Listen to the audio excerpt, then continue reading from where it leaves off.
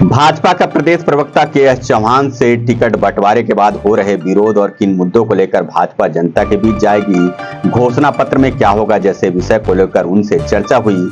देखिए क्या निकल कर आया सामने। चाय की टपरी से प्रभात टीवी के चैनल हेड रमेश भगत की खास चर्चा। चुनाव की तिथि घोषित होते ही जैसे पूरा प्रदेश का माहौल गर्म हो गया है, इस कॉफी की तरह पूरा गर्म हो गया है। आज हमारे साथ है के.एस. चौहान जी, जो प्रवक्ता बने हैं बीजेपी के।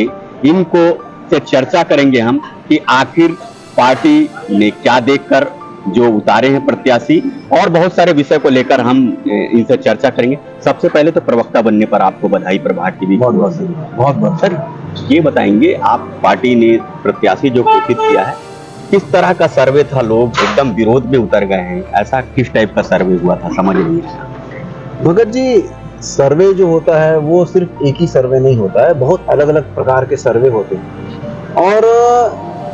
और सिर्फ सर्वे के आधार पर हम अगर बोले कि टिकट बांट दी जाती है तो वो भी कहना गलत होगा, क्योंकि बहुत सारे क्राइटेरिया रहते हैं। हम ऐसा सोच भी नहीं सकते हैं यहाँ पर बैठ के कि जो पार्टी किस किस एंगलों से सोचती है, और सिर्फ उसी विधानसभा में नहीं सोचती है, दूसरी आजू बाजू की विधानसभा में या प्रदेश में इसका क्या असर आएगा वो भी पार्टी सोचती है।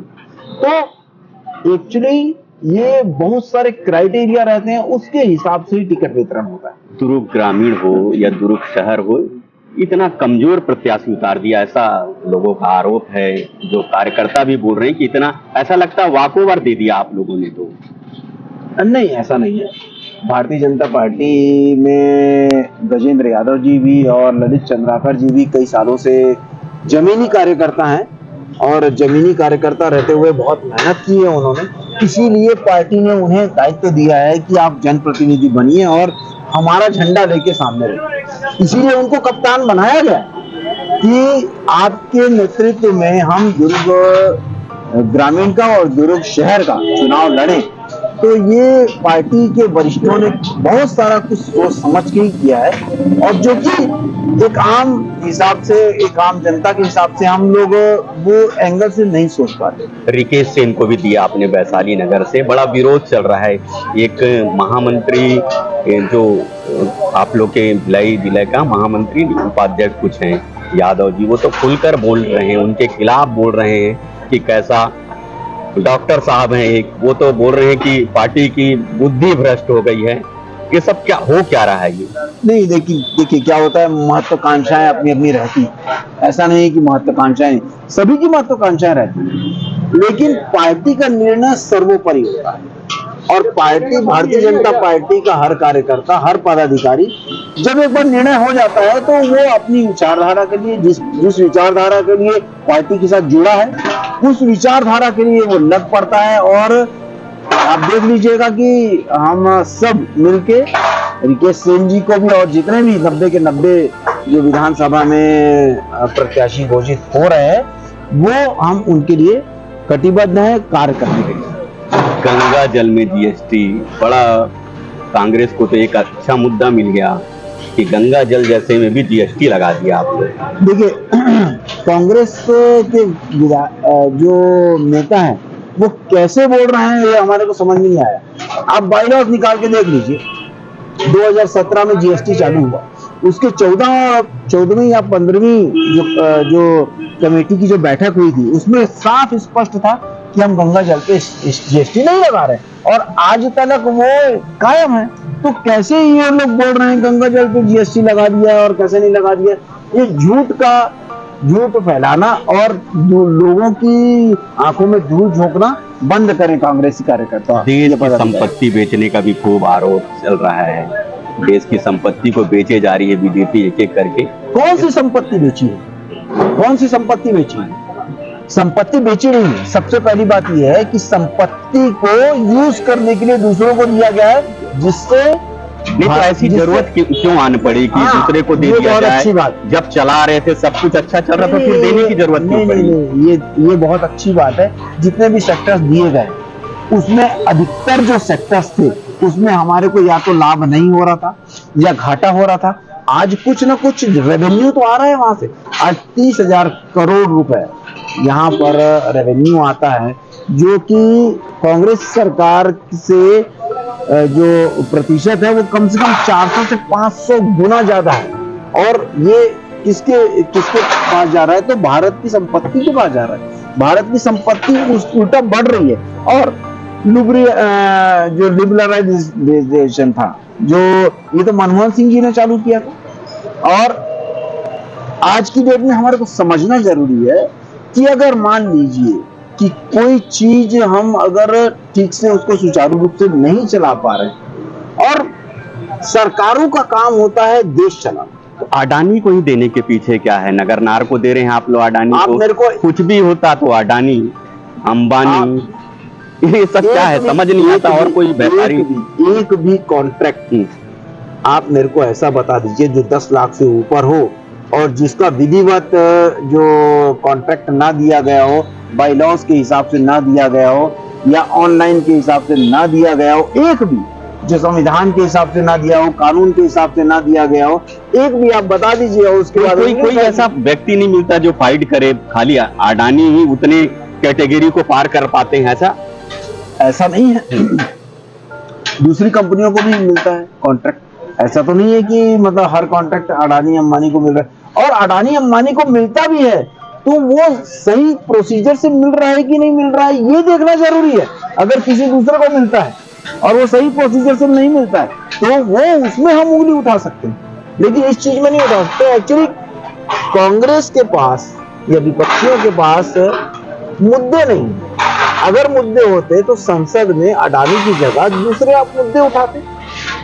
आपके पास कोई मुद्दा नहीं है, कुछ बोलने के लिए नहीं है, इस वजह से अडानी अंबानी। मैं अडानी का प्रवक्ता नहीं हूं, मैं भारतीय जनता पार्टी का प्रवक्ता हूं। लेकिन मैं ये सिर्फ बोलना चाहता हूं कि अगर कोई ऐसा, अगर आपको ऐसा कोई संशय है तो आप आरटीआई लगाइए, आप पीआईएल लगाइए, आप क्यों नहीं लगा रहे? कांग्रेस के नेता कहना है कि कमल पर कुछ भी दबाओगे, कमल पे बटन दबाएंगे तो अडानी को ही जाएगा, उसी को चला जाएगा, उसी की फोटो लगेगी।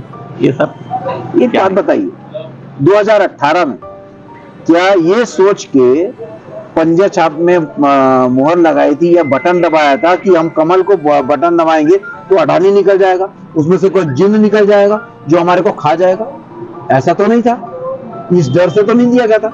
बल्कि पंजा छाप में इस वजह से बटन दबाया गया था कि वो शराबबंदी करने वाले थे, इस वजह से बटन दबाया गया था कि वो अनियमित को नियमित करने वाले थे कर्मचारियों, इस वजह से बटन दबाया गया था कि उन्होंने 36 के 36 जो वादे हैं वो पूर्ण करें, इस वजह से बटन दबाया गया था। इस वजह से नहीं बटन दबाया गया था कि वो भ्रष्टाचार करें शराब में, कोयले में, जमीन में, रेत में, पीएससी में और डीएमएफ फंड में।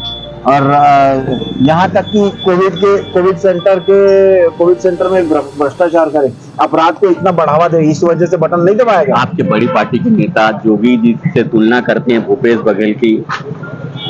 देखिए, जोगी जी से तुलना भूपेश बघेल जी की उनके व्यवहारों के कारण, उनके कृत्य के कारण की जा रही है।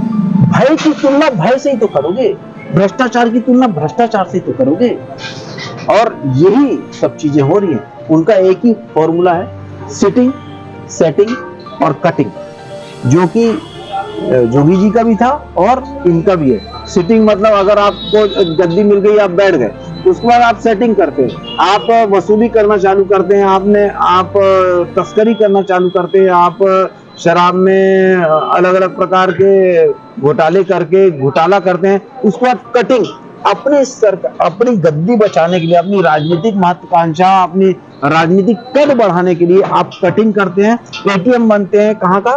तो अपने दिल्ली दरबार का। आप फिर से वापस आते हैं, चुनाव को लेकर फिर चर्चा हो रही थी, जो पार्टी टिकट का बंटवारा उसमें कई बड़े नेताओं की उपेक्षा की गई, ऐसा आरोप बीजेपी के कार्यकर्ता लगा रहे हैं कि बड़े नेता जो दुर्ग जिले में भी उनके एक भी प्रत्याशी को टिकट नहीं दिया गया।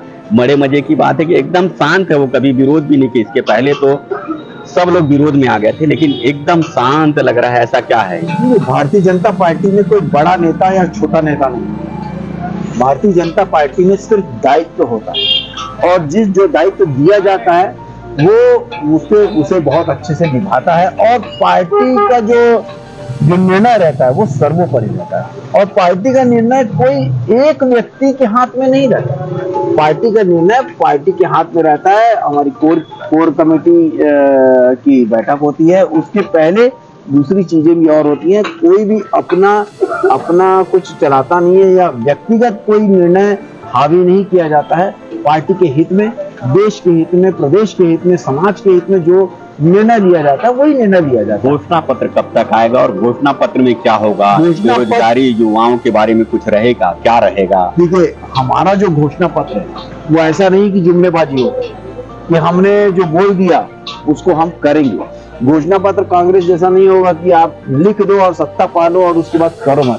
घोषणा पत्र हमारा जो तैयार हो रहा है वो ऐसे तैयार हो रहा है कि सुझाव मंगाए गए, सुझाव लिए गए हैं जनता के, और जनता के हित में जो होगा वो घोषणा पत्र में इंगित किया जाएगा और उसी को भारतीय जनता पार्टी पूरा करने की कोशिश करेगी। ये आपने सुना, भाजपा के प्रवक्ता हैं, प्रदेश प्रवक्ता के.एच. चौहान, जो हर विषय को छूने की कोशिश किए और बता रहे थे कि पार्टी ने अगर टिकट किसी को दिया है तो बहुत सोच समझ के दिया है। सर्वे हुई थी, एक एक बारीकियों को देखा है, कहीं कोई गुंजाइश नहीं है कि किसी एक का ही पक्ष लेकर उन्हें टिकट दे दिया गया है। प्रभात टीवी के लिए मैं हूं रमेश भगत।